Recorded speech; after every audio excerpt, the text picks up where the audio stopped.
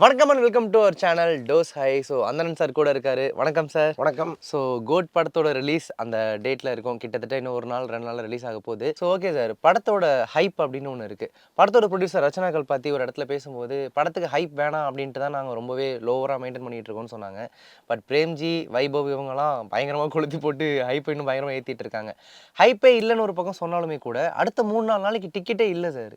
என்ன தான் சார் போயிட்டுருக்கு? இல்லை, அதுதாங்க விஜயோட மேஜிக்கு. எப்போவுமே விஜய் ரசிகர்கள் தயாராக இருப்பாங்க. அது ஒரு பெரிய கூட்டமாக, கடல் மாதிரி ஒரு பெரும் கூட்டமாக இருக்குது.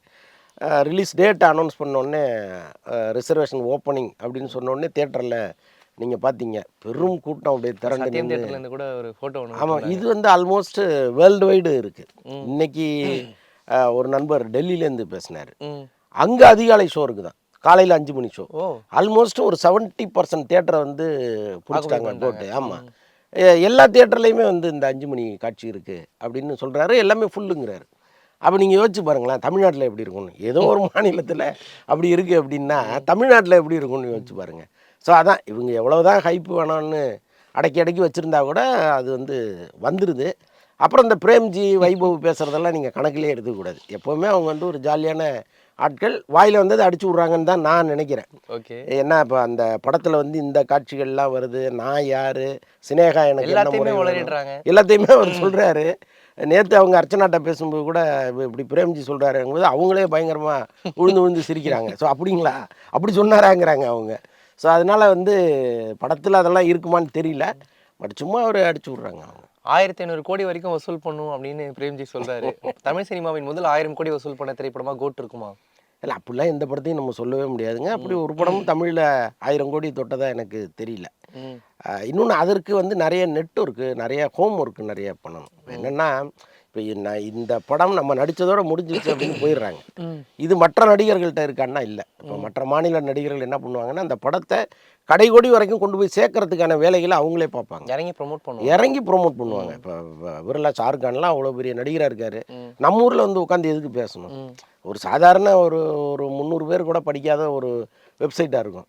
ஆனால் அவங்களுக்கு பதில் சொல்லிட்டு உட்காந்துருப்பார் அவர். அப்போ அந்த டெடிக்கேஷன் இங்கே இருக்கிற நடிகர்களுக்கு இருக்கான்னா யாருக்குமே இல்லை. ஆனால் ஆசை மட்டும் நிறையா இருக்குது. 1000 கோடி வசூல் பண்ணிடணும். எப்படி வரும், எங்கேருந்து வரும்? நீங்கள் போயிருக்கீங்களா என்றைக்காவது ஆந்திராவுக்கோ கர்நாடகாவுக்கோ போய் ஒரு இன்ட்ராக்ஷன் பண்ணியிருக்கீங்களா? கிடையாது இல்லை. ஆனால் அங்கேருந்து இங்கே வராங்களா? இங்கே வராரு. கேஜிஎஃப் ரிலீஸ் ஆகும்போது ப்ரெஸ் மீட்டு இங்கே நடந்தது. மணிக்கணக்கில் ப்ரெஸ்ஸில் பேசிகிட்டு இருந்தார். அப்போ இந்த டெடிக்கேஷன் இல்லாத வரைக்கும் நீங்கள் 1000 கோடிங்கிறது கனவு தான். சும்மா சொல்லிக்கலாம். நம்ம 1500 கோடிலாம் வாய்ப்பு இல்லைன்றீங்க. ஒரு வேலை படம் தாறுமாறாக பிச்சுக்கிட்டு போய் ரொம்ப நல்லா இருக்குன்னு இப்படி எப்படி காந்தாராவுக்கு ஒரு பேர் ஒன்று வந்துச்சு. ஸோ அந்த மாதிரி ஒரு பேர் ஒன்று வந்ததுன்னா அது தடுக்க முடியாது. பட் அந்த அளவுக்கு ஒரு கமர்ஷியல் படம் இருக்குமாங்கிறது இருக்குல்ல, டவுட்டு தான். அண்ட் பிரேம்ஜி சொல்லியிருந்தாரு, படத்தில் விஜயோட காரில் CM 2026 அப்படின்லாம் வருது அப்படின்னு. ஸோ படத்தில் நிறைய அரசியல் குறியீடுகள் இருக்குன்னு நினைக்கிறீங்களா? நிச்சயமாக இருக்காதுன்னு அவங்க அர்ச்சனா சொல்கிறாங்க. ரொம்ப பயமும் அவங்களுக்கு இருக்குது. ஏன்னா இப்போ கவர்மெண்ட்டு விஜய் மீது நிச்சயமாக ஒரு கோபம் இருக்கும்.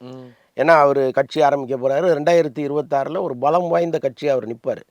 அப்போ மற்ற கட்சிகளை சமாளிப்பதை விட விஜய் கட்சியை சமாளிப்பதுங்கிறது ஒரு மிகப்பெரிய பிரச்சனையாக அவங்களுக்கு மாறும். ஸோ இந்த சூழலில் அவர் படம் திரைக்கு வரும்போது முடிஞ்ச அளவுக்கு ஒரு நெருக்கடி கொடுக்கணும்னு தான் தலைமை நினைக்கும், எப்போவுமே ஆளுங்கட்சி நினைக்கும். ஆனால் இந்த பக்கம் பார்த்தீங்கன்னா ஏஜிஎஸோ அவங்க கல்பாத்தி ஆகாரமோ எந்த விதத்திலும் அரசியல் சார்ந்தவர்கள் இல்லை. அவங்க ஒரு கான்ட்ரவர்சி எப்போவுமே அவங்க கிரியேட் பண்ணதே கிடையாது. இப்போ பல தயாரிப்பாளர்கள் அந்த வேலையை செய்வாங்க, மறைமுகமாக செய்வாங்க, நேரடியாக செய்வாங்க. பட்டு இவரை பொறுத்தளவுக்கு தான் உண்டு, பிஸ்னஸ் உண்டுன்னு போகிறவர். ஸோ அதனால் ஒரு இணக்கமான ரிலேஷன்ஷிப்பு அரசுக்கும் அவங்களுக்கும் இருக்குது. ஸோ அதனால் இந்த படத்தை பெருசாக டிஸ்டர்ப் பண்ண மாட்டாங்க. ஆனால் பிரேம்ஜி மாதிரி நபர்கள் இந்த மாதிரி பேசும்பொழுது ஏஜிஎஸ்கே ஒரு பயம் வரும்.